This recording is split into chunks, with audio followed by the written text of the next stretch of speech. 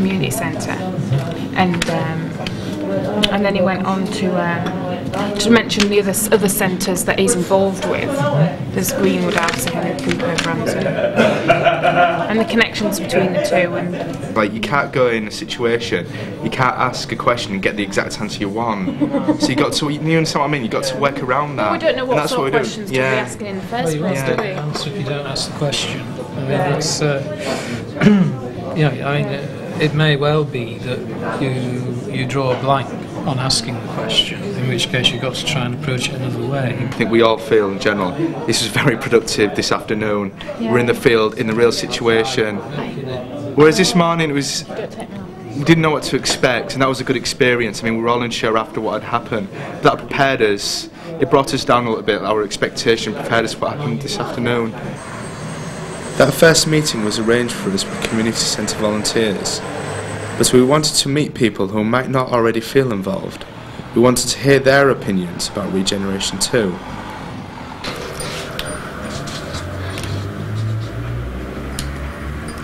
Have some more trees. This is boredom, you see.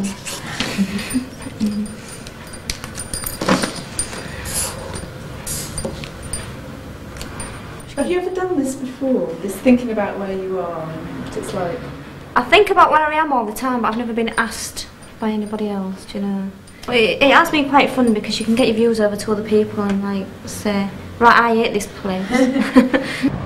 Even out in the streets, the tools seem to make it easier for us to get a focus on people's own experiences of their environment. We're doing some research about this area and about folk that move around in it. Chris, just draw. And we just want somebody... Okay. Nobody else went to the shop, go on. There's more than one pen, you can all draw in. Yeah, I've got a circle.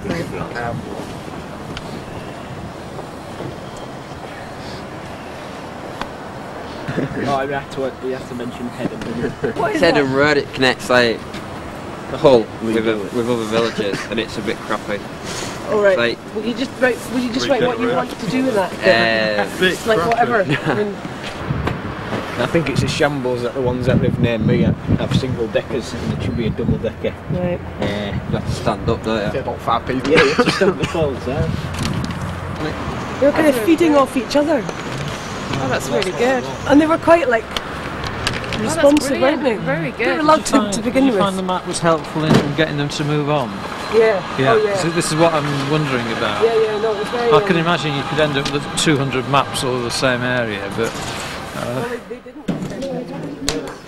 We finished off that evening back at the same community centre, but now it was full of people for a bingo session. Is she told him Anna? No. Florence. Florence, right? Hi, Florence. Hiya. Hi. And what we're doing is we're actually students. We're studying different ways of how to talk to people about what is going on in their community. Anywhere you like, just now, whatever. 3 o'clock in the afternoon. You sure we got my I never knew they existed, you know. I was born down there, Street and Beverly. It's funny. Sometimes if the girls are not, I've got 5 girls.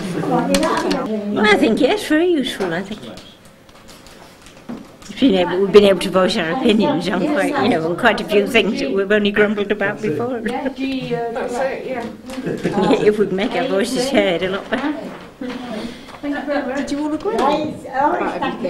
Yes. Oh, yes. Yeah. Oh, I forgot to write tomorrow. I'm just proofreading that. It was important to reflect back over what we'd learned, but what PRA might be for still seemed to be lost in our worries about tools and methods. I think that the fact that we did actually sit and work out all the ground rules and sort of how we were going to work really made it...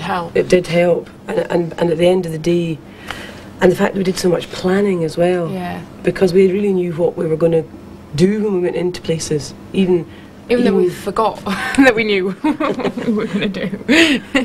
Me and Michelle knew what we was doing, but when it actually got to talking together, it was like stum, you know what I mean? I'm a bit concerned about how unsystematic it is. Not, I mean, that doesn't mean to say it couldn't be systematic. Oh, it could be. Yeah, it could be a lot more systematic, but it would take a lot of work. I think it's a very good way of getting people to talk, no doubt about it.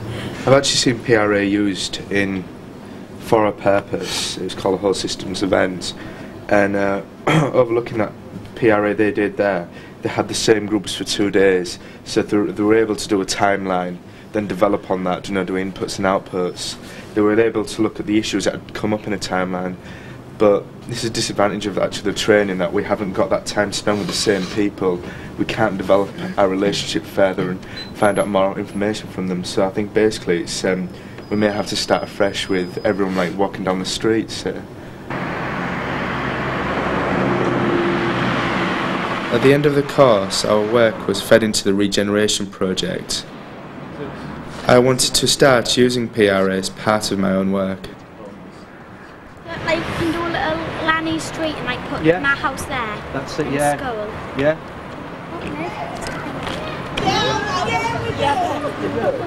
And then there's no, because I went out with some blank pieces of paper and pens and biros.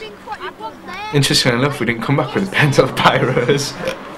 We did come back with pieces of paper which had some raw data on, some quality information from the children's point of view, which hopefully will be developed and maybe shown to someone in a high position what these children want.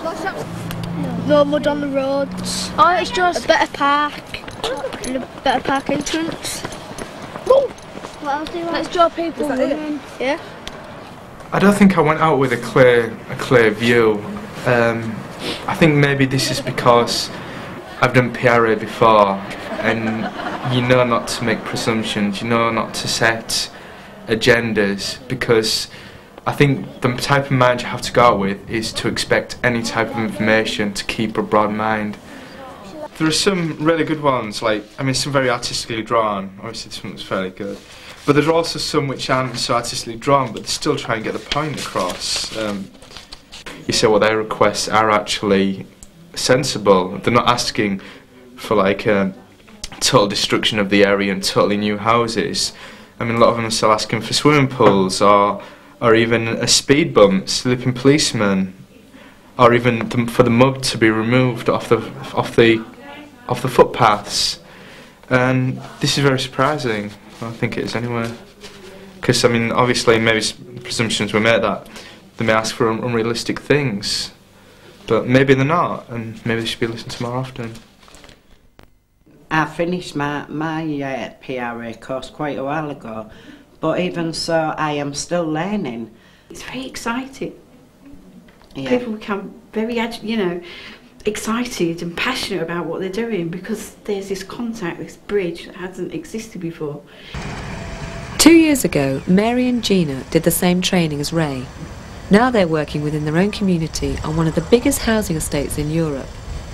Using PRA for themselves, residents here don't just write lists of problems and things they want. They've made big changes in their lives and community. A group of them have taken over a disused unit in the shopping centre to run the motivation shop. Today, they're deciding the content of a new community newspaper. Do they want all the positive points put in order? They want some of the